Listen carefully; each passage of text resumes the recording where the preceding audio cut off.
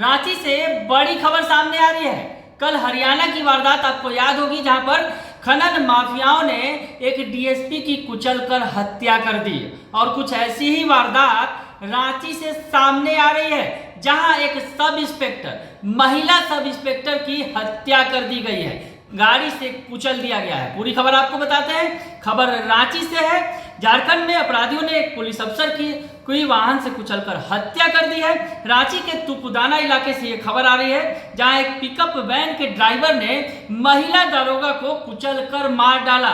घटना मंगलवार देर रात करीब 3 बजे की बताई जा रही है। तो ये बड़ी खबर रांची से निकलकर सामने आ रही है, जहां एक महिला सब इंस्पेक्टर की गाड़ी से कुचलकर हत्या कर दी गई है। आपको बताएं कि 2 बजे संध्या टोपनो को सूचना मिली कि जानवरों से लदा एक पिकअप वैन उनके इलाके से निकलेगा। इसके बाद उन्होंने गाड़ियों की चेकिंग शुरू की।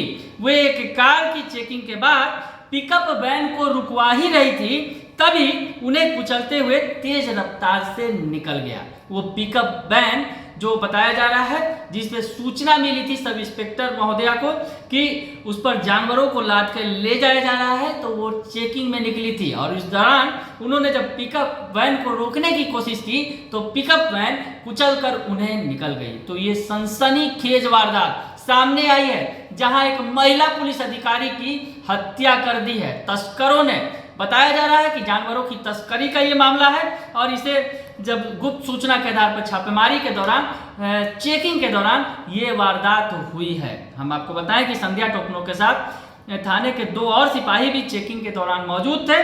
घटना के बाद पुलिस पिकअप वैन का पीछा करने लगी। थोड़ी दूर जाकर पिकअप वैन पलट गई।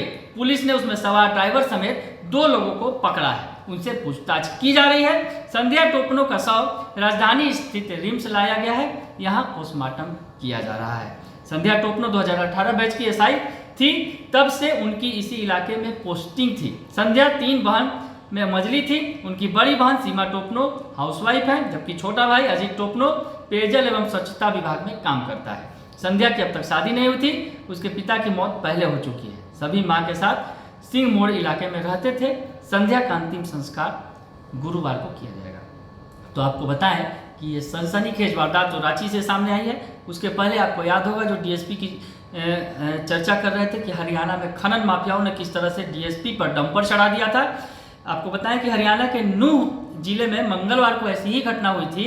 चेकिंग के दौरान खनन माफियाओं ने डीएसपी पर डंपर चढ़ा दिया था। डीएसपी सुरेंद्र सिंह यहाँ छापा मारने आए थे, उनकी मौके पर ही मौत हो गई थी। तुपुदाना ऑफिस क्षेत्र में रात्रि गश्ती में यह संध्या रानी मैडम थी।